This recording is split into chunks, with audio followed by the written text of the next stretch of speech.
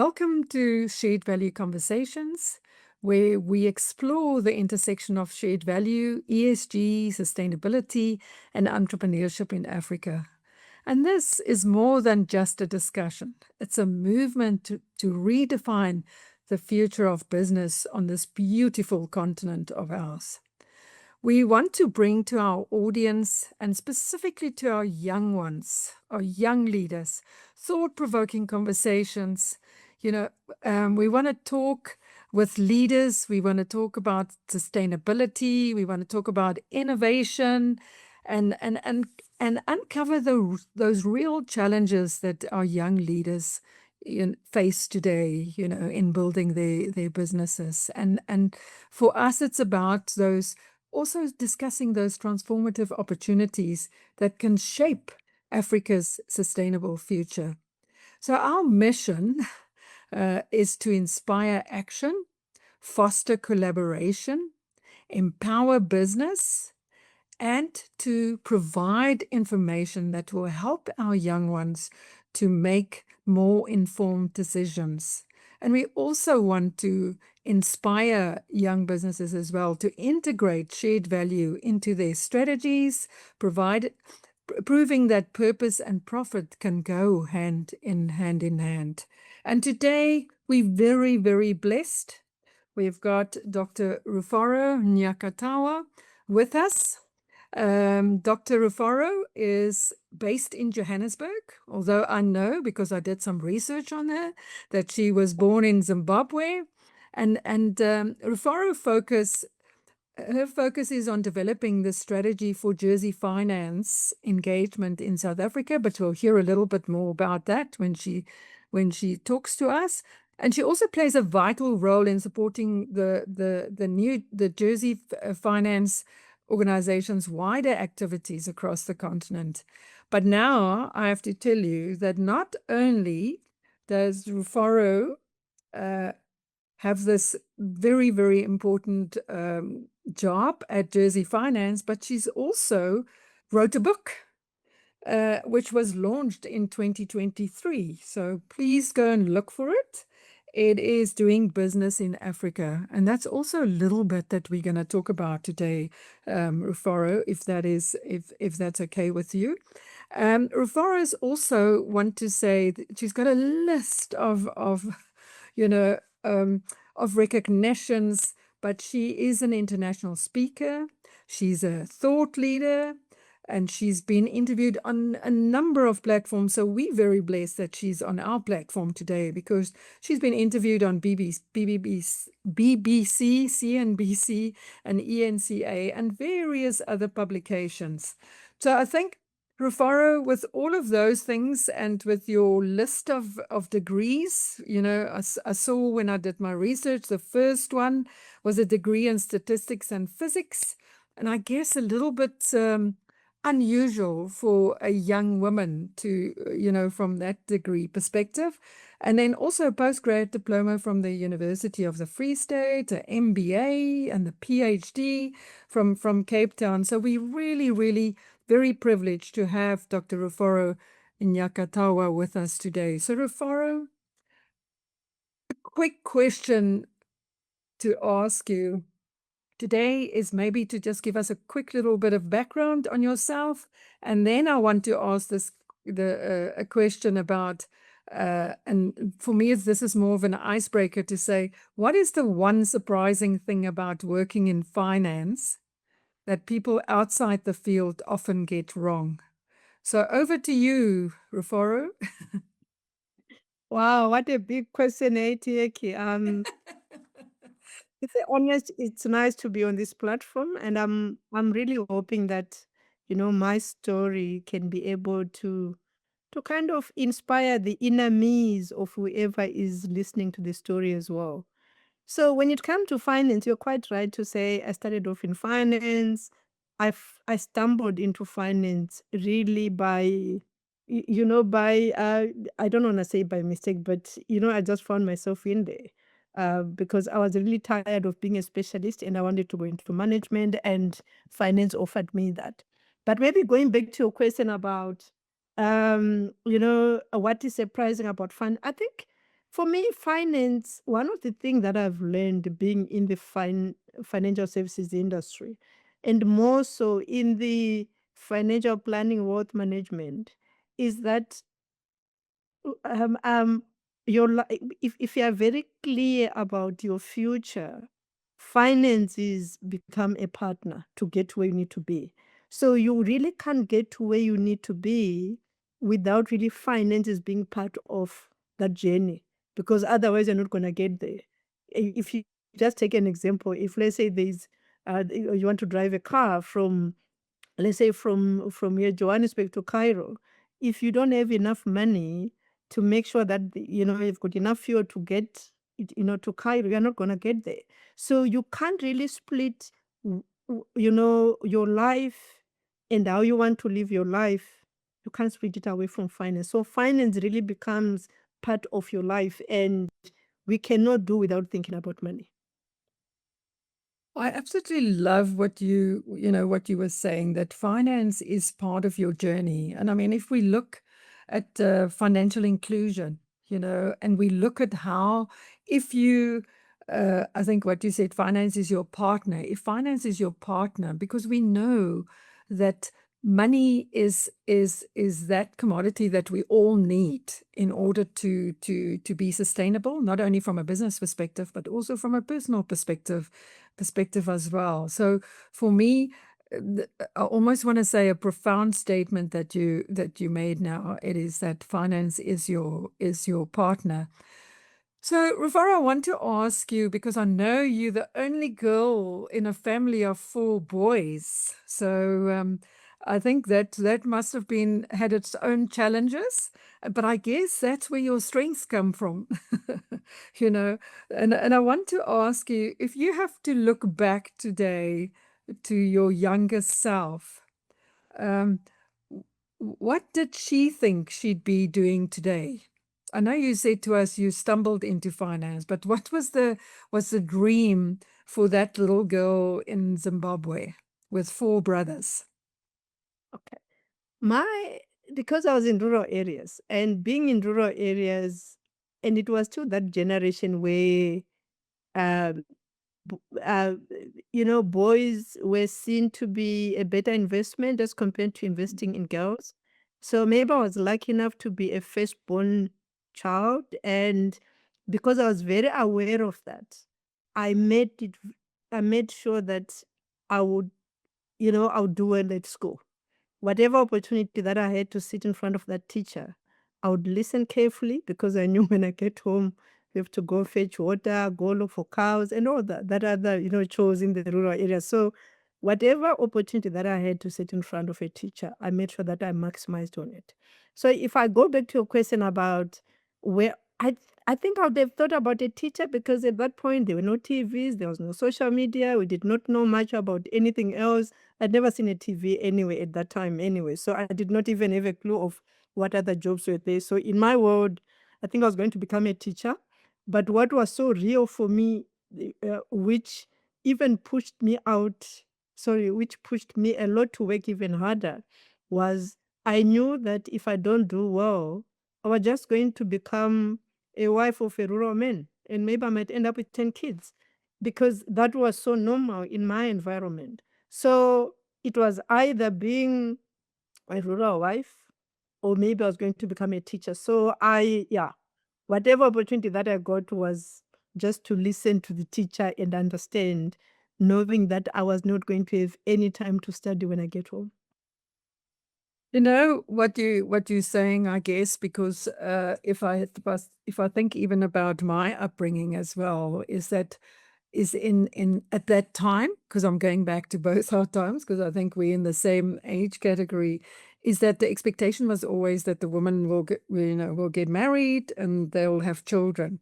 And I think, and hopefully for us as women, and I see that through our work at Shared Value Africa as well, is that that has changed, but it's still very, from a cultural perspective, it is still very real, that women are expected, to get married and have children, and not really to be career women. But I want to ask you something. on behalf, I almost want to say on behalf of our young leaders, how do you spoke now about yourself taking the opportunity, and really, really working hard. What advice can you give our young leaders out there, looking back at your journey today? Because I think for me, as young people, we get that idea and we think it's nobody else's idea and it's the best idea ever. We want to go and try and get funding for the idea. And my advice always to the young people is as well, is that unless you've got an implementation plan behind your idea is never going to see the light of day. It will just stay an idea. So I guess, Rufaro, I'm asking for a bit of advice for our young leaders out there that they can go and apply on taking opportunities and working hard.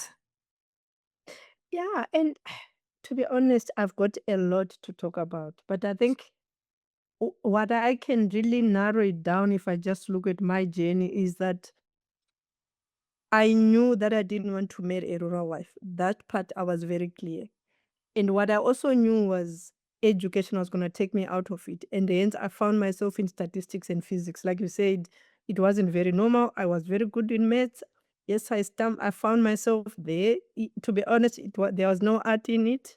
I just found myself in that space because I was just good at those subjects. But when I still look back, it helped because at least I was focusing on education to some extent. So it took me out of that sheer poverty and marrying maybe this rural man, and maybe by now they've made maybe 10 kids or whatever those number of kids would have been. But that determination to say, you know what, whatever opportunity that I get, I'm really going to give it my best. I can also share with you that first year university, and remember, I went to girls' schools in high school. Form 1 to 4, it was a girls' school. Form 5 and 6, which is A levels, it was also a girls' school. When I got to university, I fell pregnant in my first year. And I had a child in first year, and I failed first year. And the times when I talk about my story, I always say, who would have ever thought someone who fails first year university because she has got a child, now the university cannot even give it the bursary, the loan, because when you are repeating the rules where if you fail, they suspend payment of your fees. You need to sort yourself out until you pass, and then we'll go back to the next. To be honest, if I look at, because I had that sheer determination to say, you know what, you had a child, you have a child, you failed, you're not going, you do not want to know how I managed to repeat that first year and passed. And if I look at where I am today, it still talks back to that determination, because someone who would have had a child in first year where the parents said, we don't want anything to do with that child. It was your whatever, sort yourself out. Don't even bring it to your mother to look after. And that's the life that I lived. So, but the only thing that I can really say is one needs to have that determination, because when you've got determination to get to where you need to get to, you find ways to get there. And if I look at in today's world, Tiki, the main difference is during those days, at times it was really trial and error, because we did not have your Googles, we did not have, the internet stuff, we didn't have emails, we didn't have this social net, we didn't have the LinkedIns, we didn't have a lot of these platforms that you can really, by press of a button, sitting wherever you are, you can get a wealth of information with you. For us, it was about, did you get access to the book? Where do you get the book? You get to the library, but it depends. Does the library have the book that has got information that you need? So my worldview was very limited, but it was the determination that made me chart my path to be where I am. So to a young woman who is wherever they are, I still think determination is the best thing that you can ever have, because it will help you, it will inspire you, it will fuel you to really go out there and say, what is it that I want? Who do I want to connect with? Because even now, the advantage with your social media and especially the platforms that are there is you can really decide and say, you know what, I want to connect with a person X. How do I get to connect with them? I've had situations where some people come to me and say, "Oh, doc, I see you are connected with Mr. Mlambo, for example. Can you please introduce me to Mr. Mlambo? Because what Mr. Mlambo is doing is exactly what I want to do. I want to learn from him." And you have those platforms we did not have. So for me, determination is really one of the biggest things that you can use. But the advantage of today's world is there are really so many platforms that one can use to create that path. And we have a vision that is very tangible in terms of where they want to be and how they can get there. I love the whole your whole story on determination, because I think if if we speaking to our young listeners, and also what you demonstrated here is that through your determination you failed, but you got up straight away, and that determination helped you to continue. And I have to say to you, I agree 100% with you, because our young people have got access today to so much more than what we did at the same age, from all the different platforms and AI and all of that. But even if you have all of those platforms and all of that information, if you don't have the determination, you know, I want to say to our young ones listening is that you can have all of these platforms and you can have all of the tools in the world, but if you are not determined and you don't have that vision, you are not going to succeed in what you want to, or what you think you want to do. Because I think another thing that you said is you need to know what it is that you want. And also, I think we had a discussion this morning in one of our jam sessions about networking, because it's always also very important from an entrepreneurship perspective as well, to build your network. But I want to shift a little bit now, Rufaro, if that's okay with you. I don't want to talk about your work. When you at Jersey Finance, you know what I mean? What is Jersey Finance? If you can put that in a couple of sentences for us, what is Jersey Finance's work on the Africa continent? Yeah. So, people normally say, whenever I mention the word Jersey, people think of New Jersey, and I always say no.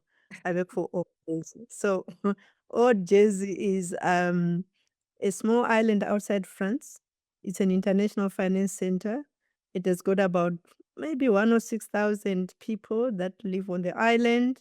And yeah, it's 14 by 8 square miles in size. So it's not a very big island, but it's one of the leading international finance centers. And what I mean by that is most of the GDP of Jersey Finance, about 40%, comes from the financial services industry.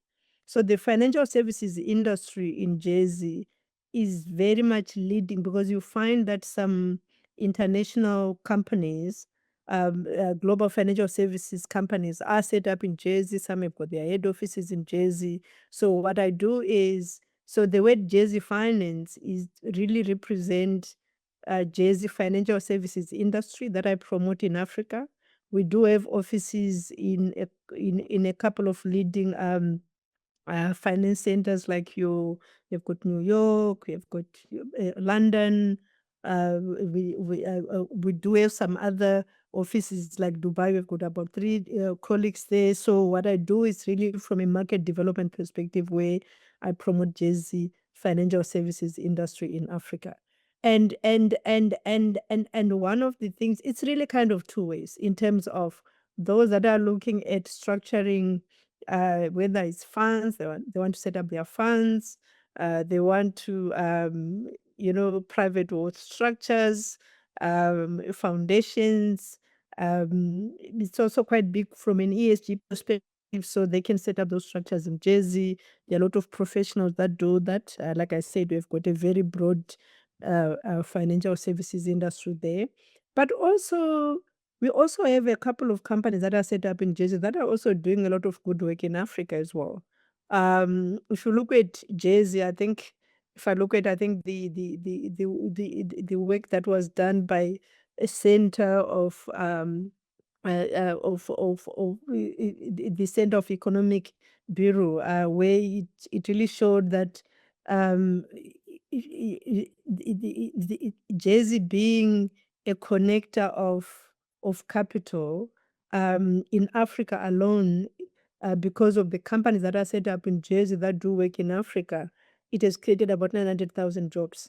So, and also if I look at a company like 4G Capital, which is set up in Kenya and in Uganda, for example, they provide working capital to entrepreneurs. So it's a company based in Jersey, but doing great work in Africa to really help Africa grow. So that's what I do from a Jersey perspective, really promoting Jersey financial services industries, working with the companies, yeah, to see what opportunities we can have in Africa and how we can help Africa grow. That's very inspiring, but I just want to say thank you for the information on the Jersey Island. I'm now also informed. I didn't know exactly where it was, but now I have learned today. But I want to go to impact investing, on the Africa continent and sort of ask, from your experience and your knowledge, you know, are we, and I think I mentioned it to you earlier on before we started this conversation. For me, the catalytic capital that everybody is now talking about, that capital that's patient, that's risk tolerant, that's flexible, is it, do you think that investors are all geared for that, or is it something that is, or are we moving slowly towards that? This is the question I have for you. Yeah, I think, to be honest with you, if you just look at an ordinary investor, when an ordinary investor decide to invest, for them they are looking for return. And the return should be higher than the money that they put in. If they put $100, they expect maybe $106 back, $120 back, whatever it is. But they are expecting a positive return. Generally, that's the mindset of investors. Um, but then, if you look at Africa, we also know that if I look at, even, I know that you are going to go to my book, whatever, but the reason why I wrote that book, it was a lot was informed by my PhD studies, because I was really trying to understand companies that operate on the continent, in terms of, how do they go about it? What strategies do they use, to do Africa? Because for someone like me, yes, I was born in Zimbabwe, but I've been in South Africa for 32 years now. I've seen a lot of South African companies that have expanded onto the continent, and some of them have done it successfully, and others have failed, and we've seen it in newspapers. So, and if I look at my studies, we're very much trying to understand those that do well and those that, fail, you know, what is, what really happens in that space. One of the areas, going back to your impact investing stuff, is at times, because companies or investors do not understand the continent that well. And at times it takes a while to really understand the market when somebody enters into a certain market, the market dynamics, and a whole lot of other things. There's a tendency of thinking that, you know what, we come, whether it's from the UK or from the US or whatever developed country that it is. You said it as a project. In 2 years' time, let's put some financials. In 2 years' time, you're going to start making profit of whether it's 10%, whatever those numbers are. But they actually forget that Africa, especially the continent, despite having 54 countries, each country is very unique. One needs to have a very good understanding of those dynamics. It takes longer. One of the findings in my research was that it takes longer than the planned project time, whatever that time is. In summary, it takes longer for you to be successful on the continent. So if people do not have that mindset to say, okay, I want to invest in Africa and I need to be patient, going back to where the patience comes in, because patience comes in by giving more time, getting better understanding, and a whole lot of other things. So if you don't have that word patience in your world and say, you know what, I need to understand this space, therefore, I need to invest for future return. Many investors battle with that. So it's a phrase that I'm not gonna lie to you, from where I'm sitting at and the people that I meet, you find that it's normally DFIs, development finance, maybe institutions that can understand that. It can be maybe some foundations, it can be some organizations, but a normal investor, whether it's a family office who says, you know what, we want to invest in Africa, the word patient capital doesn't really resonate so much with them. And I think it's one of those things that I always say, for a person like me who is in a position where I am, when I bump into people that are looking at Africa, there's a lot of that education that I tend to create to say, you guys, yes, there are so many opportunities. There's a sandbox of opportunities on the continent, but you also need to be very patient. It takes longer than what you plan. So at times you need to invest, knowing that maybe you're only going to reap the rewards a couple of years down the line.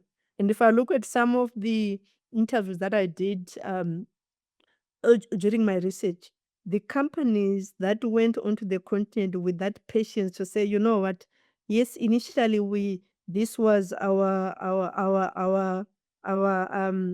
financial projection for the first 5 years, but after we spent time on the content, we realized we need longer.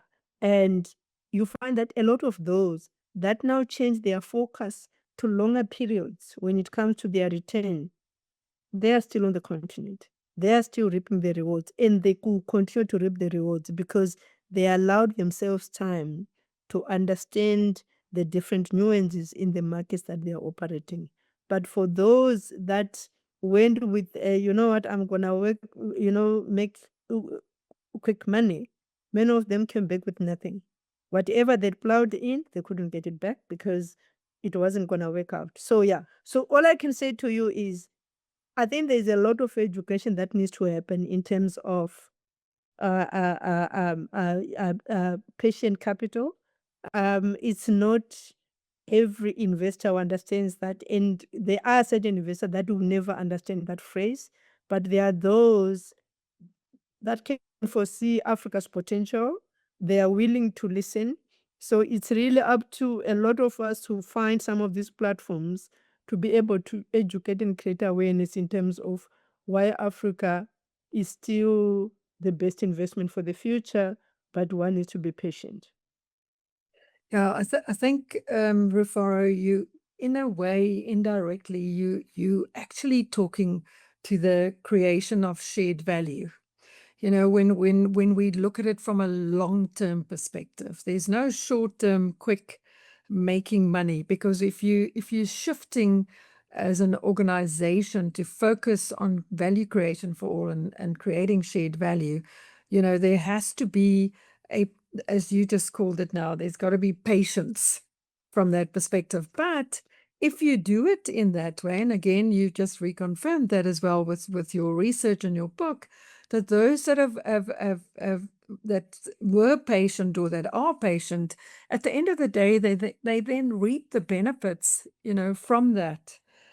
But I want to go back now again to our young leaders, and I often, you know, in our work as well, we stumble across these young ones when we do this financial literacy and investor readiness training, and I often see, and you know, how our young ones knock on the wrong doors when they look for investors. So I also want to ask you, in your experience and in your position, what advice have you got for our young ones on, you know, when you're looking for capital, and we always say, do your homework, do your research, you know, because they tend to go and want to go to the AU, want to go to African Bank, want to go to all the bigger organizations, which is not really where they need to go and look. But I want to ask you, what is your view on that? To be honest, yesterday I was on a webinar which was called Africa Matters, and they were talking a lot about, raising capital, deciding on the jurisdiction. Yeah, it was really around that. And if I just go back to that conversation and, the points that were highlighted, which I still remember quite well, was really around. In fact, I still remember one of the GPs who is based in Nigeria who said, it's better to start from home, because if you start from home, the people know you. You are raising capital, from people that maybe they know your work, they know you. It's easy for you to convince them when you are raising capital. When you now go in the global space, remember, people don't know you, and maybe you don't even have any proven record for them to even see in terms of, if they give you their money, what are you going to do with their money, right? So, um, at times, the unfortunate part, by going out there, you might find yourself spending so much money to try to raise capital, and you might not even get the capital. So it becomes very expensive to try to go out there to look for money. But what was also quite clear in that conversation was, you really need to start with, what is your project that you are going to do, because you need to know, when it comes to the funders that you are targeting, do they focus on the area that you are in? If they do, at times it even goes back to what amounts they raise. And we're also going back to Jersey, because people normally set up structures offshore, which at times, when it comes to DFIs, they would co-fund maybe a fund structure that is set up, let's say in Jersey, it can be Mauritius, it can be Dubai, it can be any of these international finance centers. So one also needs to understand, if I'm going to try to raise capital in IFC might want my structure to be set up in Mauritius. And what about the other investors? And at times, investors also say, you know what, I can give you money if you've got other investors that are in there. So you really need to understand uh, what is a business case? Which industry are you in?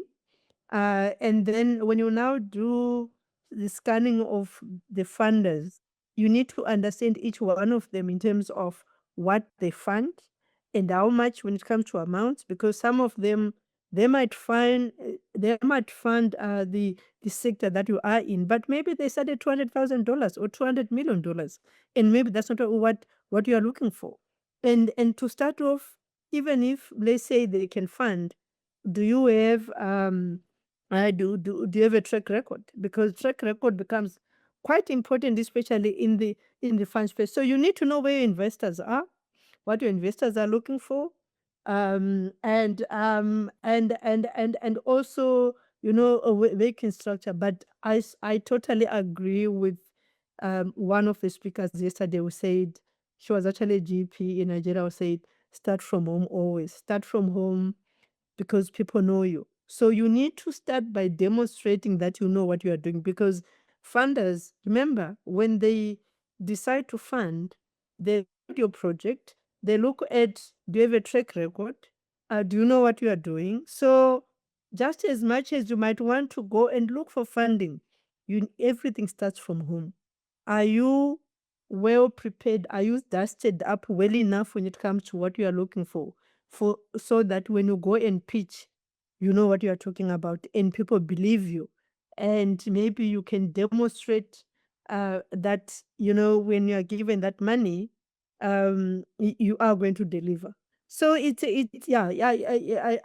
hope I've answered your question, but in summary, there is a lot that really talks to whoever is looking for funding, what they really need to do for them to be able to attract the right investors into their business.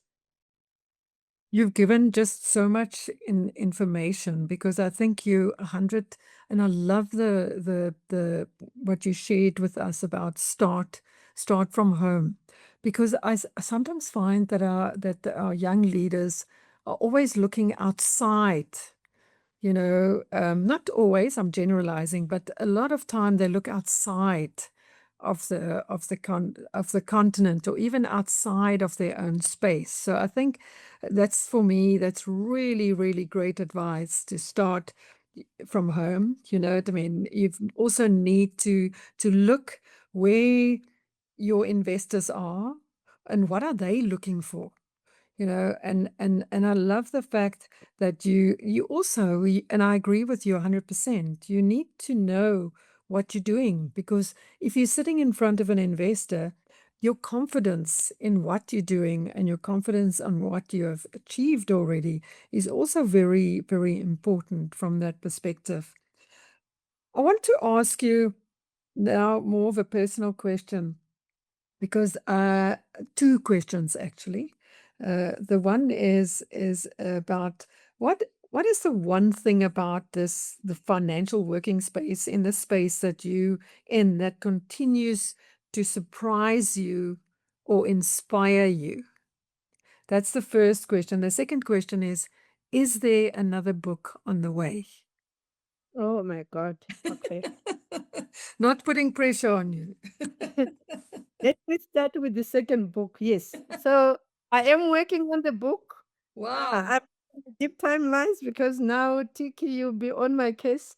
So I'm not gonna do some timelines, but yeah, no, I am. I think one of the things that I have learned by working in many African countries, because I've spent time in a couple of African countries, is that at times you need to write these stories because that's when people are going to learn. And also, if I leave this world, there's something that someone can always, maybe them, it might be old stuff, but they can also, one or two things they can always pick up maybe from the book. So, yeah, so there is another book that is coming. And yeah, no, I'm very excited about it.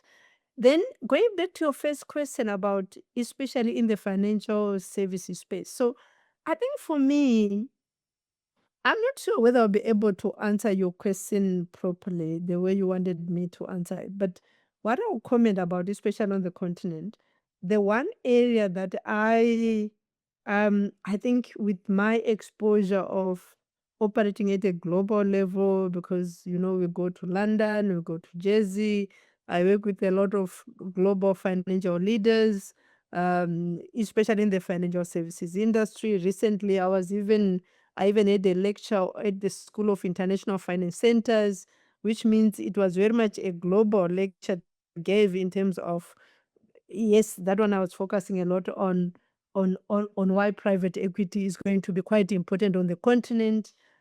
Because if you look at from a funding perspective, traditional banks, they tend not to fund at times, entrepreneurs.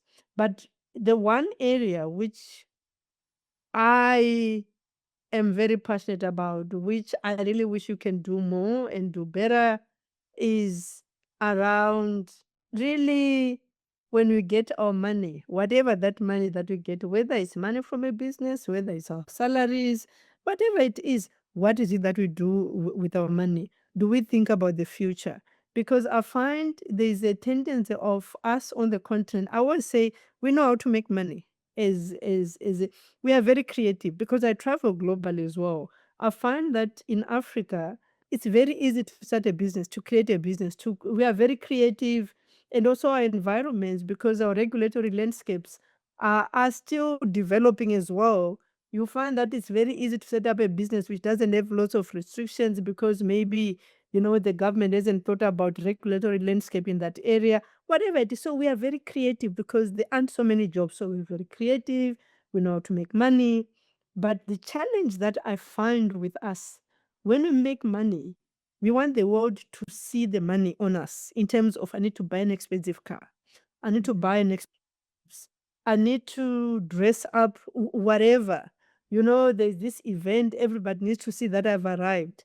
And unfortunately, that's our downfall.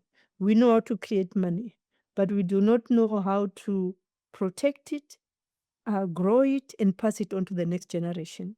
The reason why at times we remain poor is because we get our money and and we squander our money. So one of the things that I'm doing that I'm very passionate about, I'm really trying to, because I'm a certified financial planner, and I sit on boards, and because I also feel that I think sitting on boards, you can really help in the decision making, or is decision that are made by companies on the content, so that they make the right decisions. But one of the things that I'm doing from a financial advice, financial planning space, is to see whether, we can have maybe a financial planning standards board, says, setting up in Africa, a body where we train a lot of people who can give people financial advice, so that people know that, you need to have basic things like a will. When you have a will, it means it happens to you. You know, people that remain, they know what to do with your wishes, because your wishes were documented. But if you don't have a will, at times, whatever is going to be done with the little that you left, nobody knows what to do with it.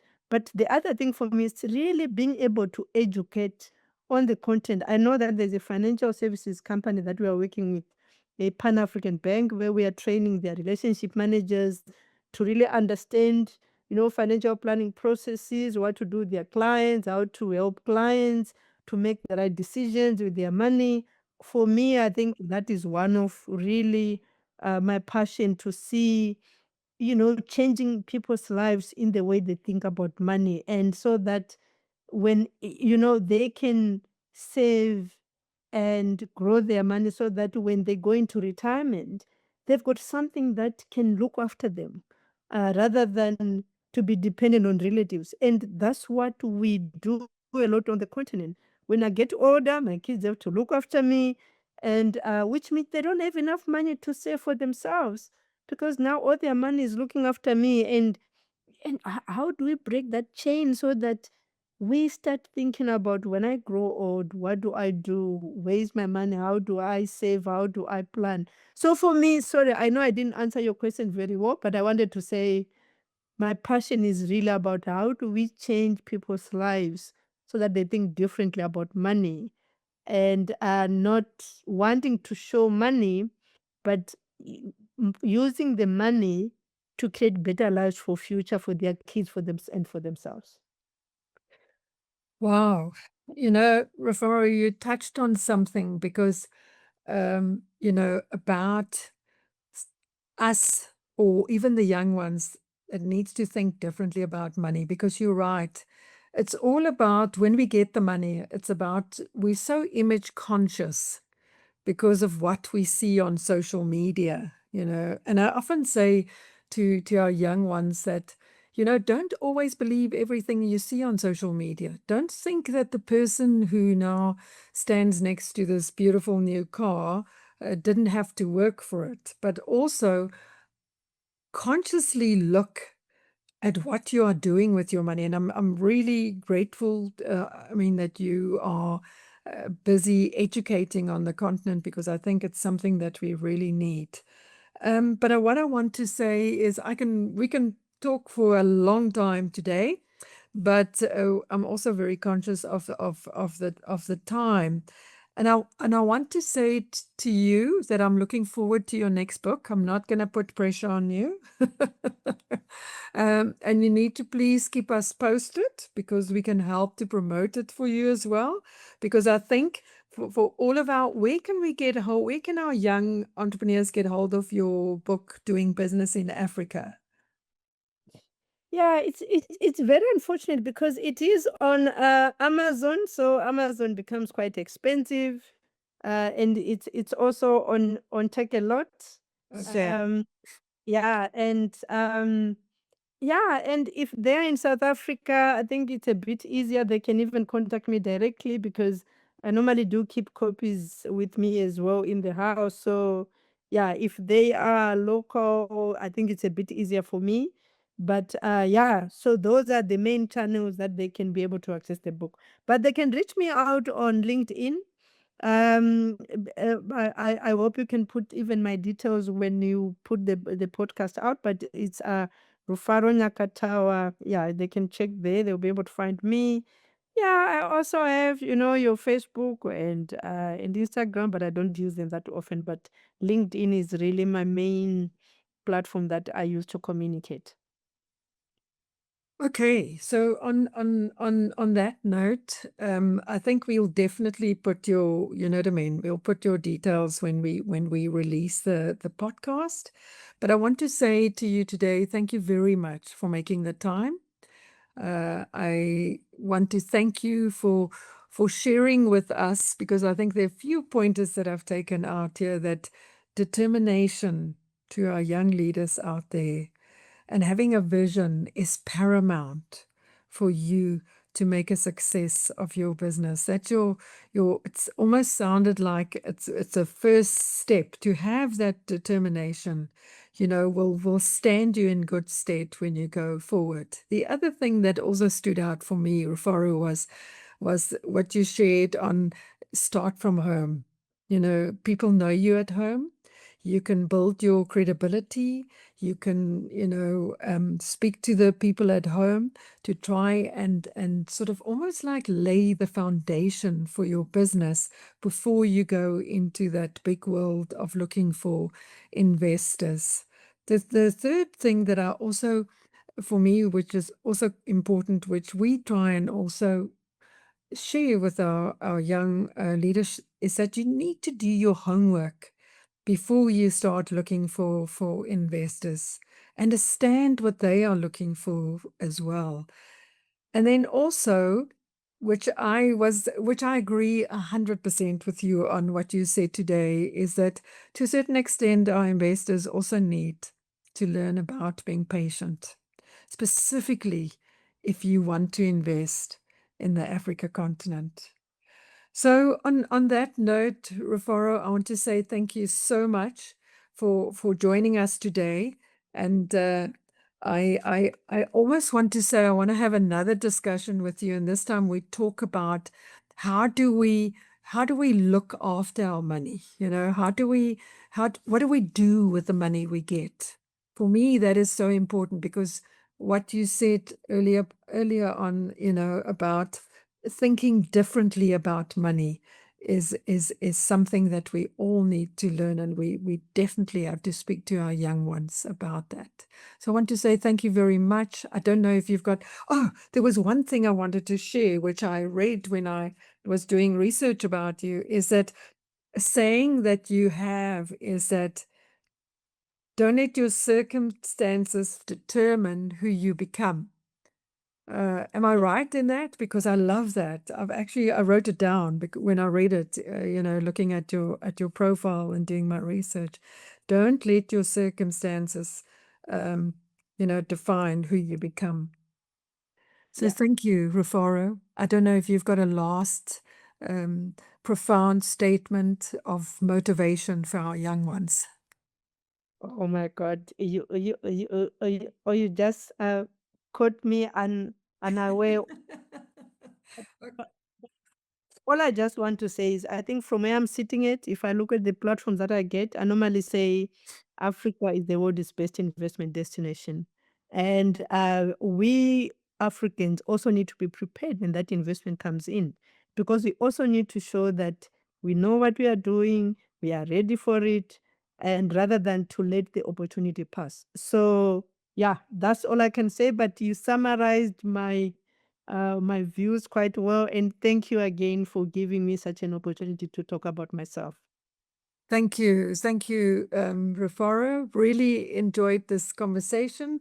And who knows, we might even have more in the future. But thank you so much for joining the Shared Value Conversations. A big thank you to our guest today, Dr. Rufaro Nyakatawa, and to you, our listeners. Be sure to subscribe, share, and join the conversation on social media. Until next time, keep creating shared value.